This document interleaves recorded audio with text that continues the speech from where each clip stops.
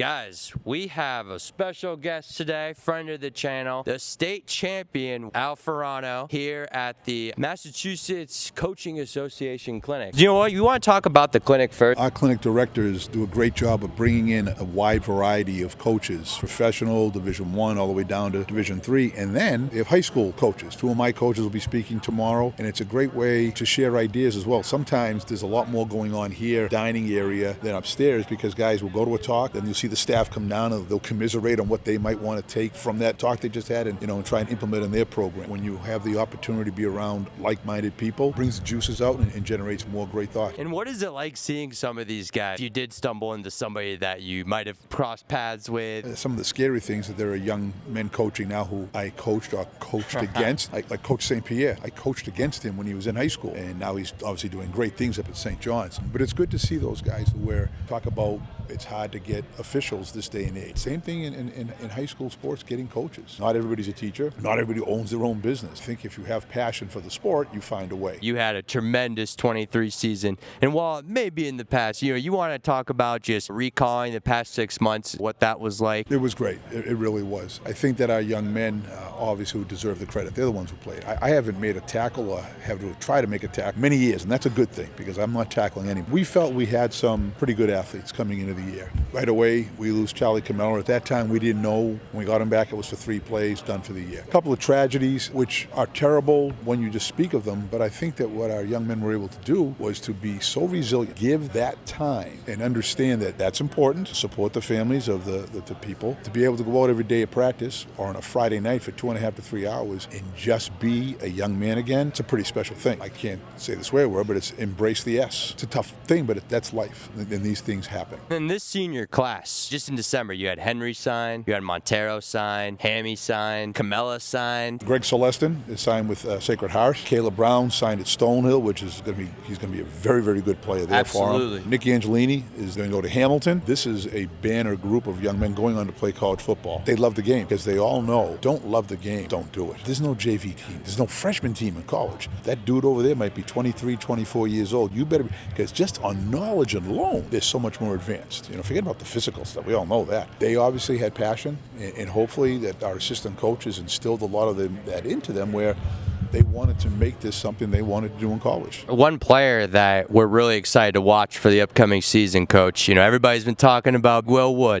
You want to talk about what we can expect from him, Coach? Well, Will ran today the Nationals over at Reggie Lewis, a 55-meter dash. Excuse me, the 60 meters. He's already had a game. Expect to see is him take control of the team, of the offensive huddle, and go out, execute the plan that we've implemented through the week. Coach Carvin, our offensive coordinator, they have a great relationship. I expect him to play like a mature young man, not like a sophomore. He better.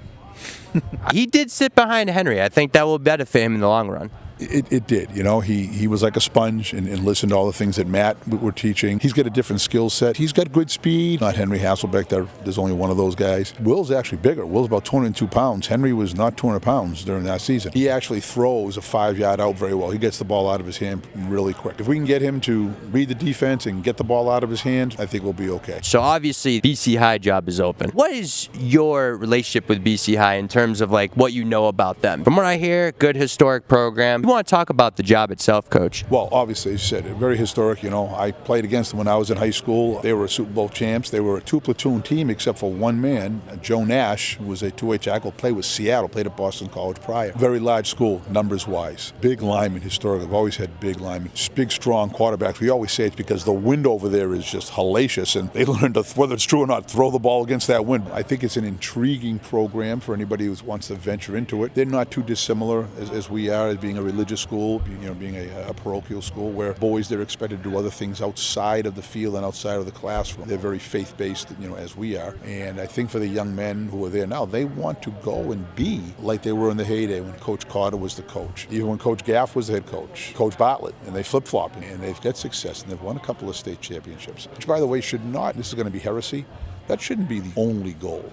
There are other things. There's only so many people going to be the winner at the end of the year. If you're a head coach, or if you're a high school guy and that's the only thing, and that's the end, you're going to have a sad life. And Coach, my last question. Everybody wants to know, how are the Hawks going to be in 24? I know we're way away from it, Coach. We still have plenty of off-season lifts, plenty of off-season sprints. You got plenty of guys coming back. Amidi, he's going to get plenty of offers this spring, Coach. Yes, I think Micah is intrigued. He's probably going to be a one technique or a three in college. He'll play some of there, but he'll also play on the edge for us. He's got a really good quick first step. He's a war daddy. I have an intriguing group of junior to be linemen. They're thick, they're not real tall, about 6'3", 6'2", plenty tall enough, And I'm excited about a couple of our juniors to be Christian McIntyre, Trivigato, wide receivers. Dog. I think he's going to be a very special player for us. Now, he's going to probably have to play both ways. We don't have the luxury of that. Kids are working hard. We did our strength test this week, and we tested 75 guys. If you play a winter sport, you don't have to do it. It's one of those things. Very happy the number of men who chose to participate. We're not a college. I can't make them do it, no matter what other people may, be able to do. But I'm excited. When you've had a little bit of success, the next group of guys, they want to continue that success, whether it's selfishly for themselves or for the program. But they understand what to expect, and with expectations comes a lot of work.